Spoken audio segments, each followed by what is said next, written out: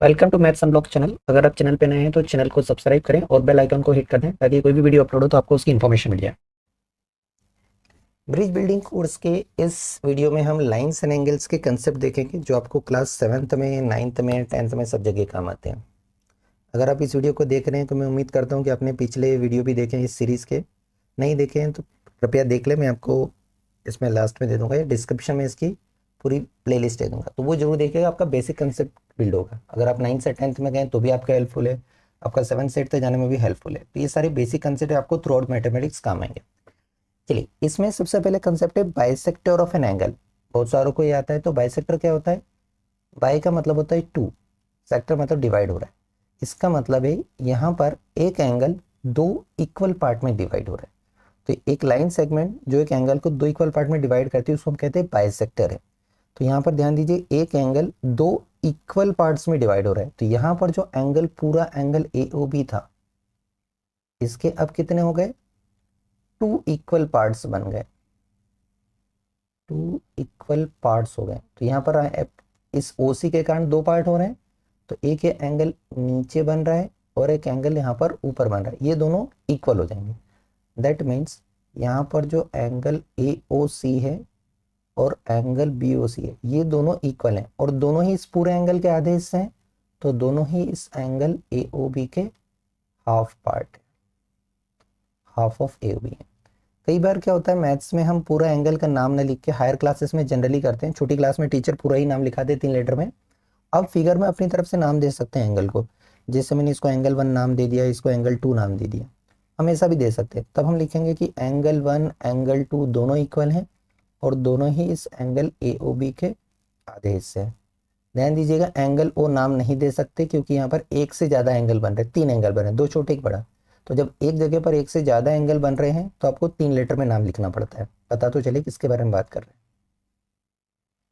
चलिए, अब सबसे इंपॉर्टेंट वाले कंसेप्ट देखते हैं। आपको प्रूफ याद नहीं रखना है, होता क्या है, फिगर को देख के समझ में आना चाहिए कि कौन सा कंसेप्ट लग रहा है। तो देखिए, सबसे इंपॉर्टेंट है लीनियर पेयर वाला कंसेप्ट। कब लगता है?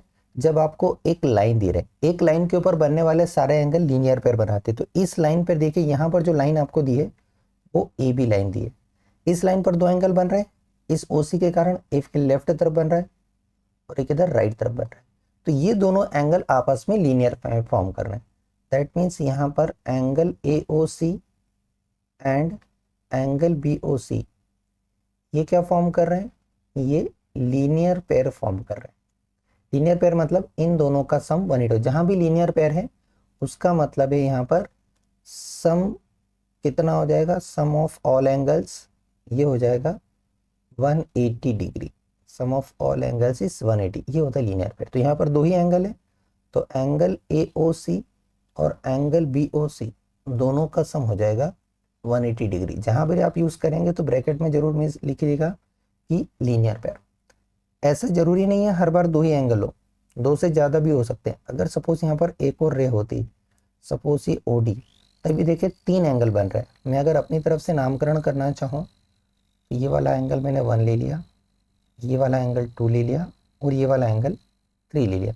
ये तीनों ही इस AB लाइन पर आ रहे हैं, मतलब ये तीनों ही मिलके लीनियर पेयर बना रहे हैं। तो यहाँ पर भी हम वही लिखेंगे कि ये AB क्या दी है? लाइन दी है। जब तक ये लाइन नहीं देगी तब तक आप नहीं लगाएंगे। AB से लाइन, इसका मतलब है एंगल 1 एंगल 2 और एंगल 3 तीनों मिलके बना रहे हैं लीनियर पेयर। तो इन तीनों का सम हो जाएगा 180 डिग्री, जो कि हमने लिखा है लीनियर पेयर से। नेक्स्ट देखिए, वर्टिकली ऑपोजिट एंगल कब बनते हैं? जब दो इंटरसेक्टिंग लाइन दे रहे हैं, ये आपको देना जरूरी है, टू इंटरसेक्टिंग लाइन, तभी आप वर्टिकली ऑपोजिट एंगल का कंसेप्ट अप्लाई कर सकते हैं। ठीक है, तो देखिए यहाँ पर दो लाइन दिख रही है, आप चाहें तो नामकरण कर दें या नहीं करें, टू इंटरसेक्टिंग लाइन से मिलना चाहिए। आप इसको अपनी तरफ से कोई भी नामकरण कर सकते हैं कि ये AB और CD है। ठीक है, तो जब भी आपको ऐसा गिवन है कि AB and CD are intersecting lines, ठीक है, ये हम ऐसा लिख दें कि ये जो लाइंस हैं AB एंड CD ये इंटरसेक्ट कर रही है, इंटरसेक्ट कर रही है एट O पर, इस O पॉइंट पर।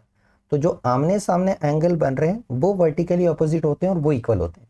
तो आमने सामने देखिए, इस वर्टेक्स से आमने सामने 1 और 3 बन रहे हैं। तो ये 1 और 3 ये आपस में वर्टिकली ऑपोजिट है।